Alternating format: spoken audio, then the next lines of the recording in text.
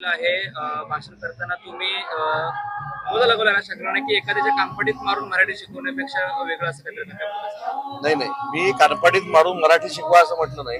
एखाद्या व्यक्तीला मराठी येत नसेल म्हणून त्याच्या कानपडीत मारणं याच्यापेक्षा त्याला मराठी शिकवणं गरजेचं आहे. आणि भविष्याच्या कालावधीमध्ये मराठी भाषा विभाग जे अमराठी लोक आहेत त्यांना देखील मराठी शिकवण्याचा आधुनिक पद्धतीनं प्रयत्न करणार आहे. आणि प्रत्येक मराठी माणसानं आणि महाराष्ट्रातल्या माणसानं मराठी बोललं पाहिजे ही आमची मराठी भाषा विभागाची भूमिका आहे.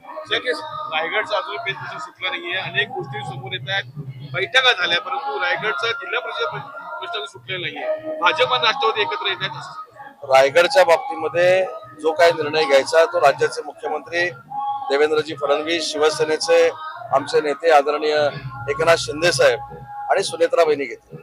नक्की सर, आज राज ठाकरेंची भेट रोहित पवार यांनी घेतली. राज ठाकरेंनी देखील सवाल उपस्थित केले की एफ आय आर का होत नाही, त्या डीसीपीनं कोणाचा फोन, असे प्रश्न राज ठाकरे उपस्थित केले. रोहितजी पवार हे विधिमंडळातील आमदार आहेत.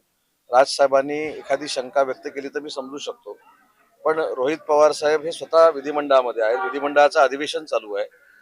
अधिकाऱ्यांनी FIR दाखल का करून घेतला नाही हा विधिमंडळामध्ये देखील ते प्रश्न विचारू शकतात, त्याचं उत्तर घेऊ शकतात.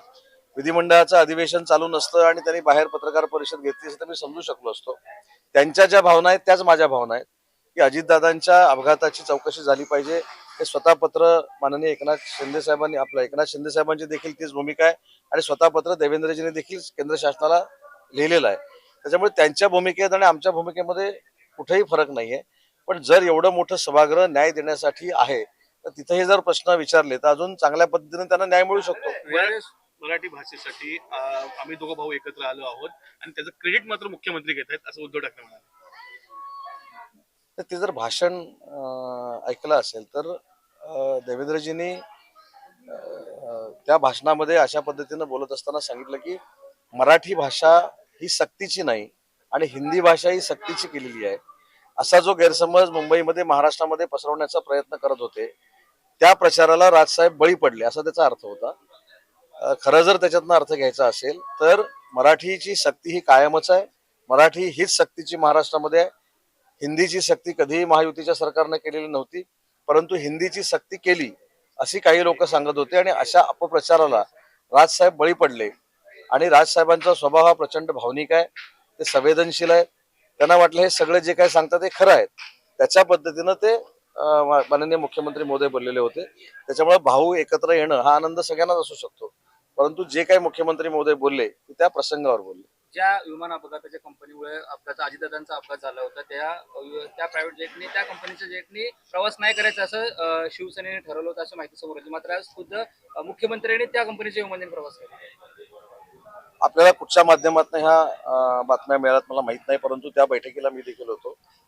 राज्याचे उपमुख्यमंत्री हे शिवसेनेचे सर्वोच्च नेते आहेत.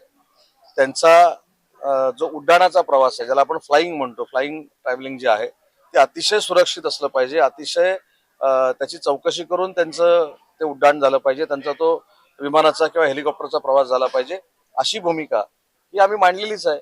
आणि आपल्या सर्वोच्च नेत्याबद्दल प्रत्येकाला वाटतच असतं. जय अजितदादांच्या बाबतीमध्ये घडलं तो अनुभव लक्षात घेता एकनाथ शिंदे साहेबांनी देखील सुरक्षित फ्लाइंग करावं हा त्यामागचा उद्देश होता. आणि नुसता एकनाथ शिंदे साहेबांनीच नाही तर देवेंद्रजींनी देखील सुरक्षित प्रवास करावा, सुनेत्राबाईंनी देखील सुरक्षित प्रवास करावा. आणि आमची दानत अशी नाही की आमच्याच नेत्यांनी सुरक्षित प्रवास करावा. आमच्या विरोधातली लोक जे हेलिकॉप्टरनं फिरतायत, विमानातनं फिरतायत, त्यांनी देखील सुरक्षित प्रवास करावा हा त्याच्यातला मतितार्थ होता. तुम्ही भाषणामध्ये देखील उल्लेख केला की कानपडीत मारून मराठी शिकवण्यापेक्षा वेगळ्या मार्गाचा अवलंब करत. जर ते असं करत असेल तुमचं त्यांना काय सजेशन असणार आहे, काय सल्ला? परत एकदा सांगतो, मी कानपाटीत मारून मराठी शिकवतो असं म्हटलेलं नाही माझ्या भाषणामध्ये. एखाद्याला मराठी येत नाही म्हणून त्याच्या कानपाटीत मारणं हे त्याचं उत्तर नाही. त्या मराठी माणसाला मराठी शिकवण्याची जबाबदारी शासनाने घेतली पाहिजे, ती माझ्या विभागाने घेतली असं मी भाषणामध्ये सांगितलं. जर ते असं करत त्यांना तुमचा काय सल्ला असेल? काय ते असं करत असतील तर मतदार त्याचा निर्णय घेतील ना, मी कशाला निर्णय घ्यायला? मराठी भाषा ही आपली मातृभाषा आहे, ही आपली अस्मिता आहे. त्याच्यामुळे प्रत्येकाला कळलं पाहिजे की अशा मराठी भाषेचा गौरव होत असताना प्रत्येकानं उपस्थित राहिलं पाहिजे. आता जे आले नाहीत त्यांना मी काय वेगळ्या पद्धतीने सांगू शकत नाही, परंतु आज दिवसभरामध्ये किंवा कालपासूनच की मराठी भाषा गौरव दिन साजरा होणार म्हणून शिरवाडे वणीला म्हणजे ज्या ठिकाणी कुसुमाग्रजांचं घर आहे तिथपासून आम्ही मराठी भाषा गौरव दिनाला सुरुवात केली. आज विश्व मराठी संमेलनाचं उद्घाटन झालं. त्याला मुख्यमंत्री महोदय सुनेत्राबाईंनी देखील उपस्थित होत्या. आज शिवसेनेमार्फत जो मराठी भाषा गौरव दिन साजरा केला जातोय त्याला देखील मी उपस्थित होतो. त्याच्यामुळे मगाशी जसं मी म्हटलं की मराठी भाषा ही आपली अस्मिता आहे. तिला जपणं, तिचं जतन करणं, तिचं संवर्धन करणं ही आपली सगळ्यांची जबाबदारी आहे. सर, आज एक IAS अधिकाऱ्याला निलंबित करण्यात आलेलं आहे प्रदूषण नियंत्रण मंडळाचे, जे काल गैरहजर जे ब्रिफिंगला आले नव्हते. एक मंत्री म्हणून मी त्यावेळी सभागृहामध्ये होतो. कोणाला निलंबित केलं याच्यापेक्षा विधिमंडळ हे सगळ्यांपेक्षा मोठं आहे, हे प्रत्येकाला कळलं पाहिजे. ज्यावेळी मंत्री एखाद्या ब्रिफिंगला बोलवतात त्यावेळी मंत्र्यांचं काही वैयक्तिक काम नसतं. जनतेचे प्रश्न सुटले जात नाही म्हणून ती लक्षवेधी होते किंवा तारांकित प्रश्न विचारला जातो. अर्धा तास चर्चा असते, कपात सूचना असते, याला मंत्र्याला उत्तर द्यायचं असतं आणि त्याच्यासाठी आम्हाला ब्रीफिंग पाहिजे असतं की त्या आमदाराच्या माध्यमातून जनतेला न्याय मिळेल. परंतु त्याच ब्रीफिंगला जर अधिकारी आले नाही तर त्याच्यामध्ये सभागृहामध्ये चर्चा झाली आणि सभागृहानं तो निर्णय घेतलेला आहे. त्याच्यामुळे मला सभागृहाच्या बाहेर त्याच्यावर काय बोलायचं नाही, परंतु हा संदेश सगळ्यांसाठीच आहे.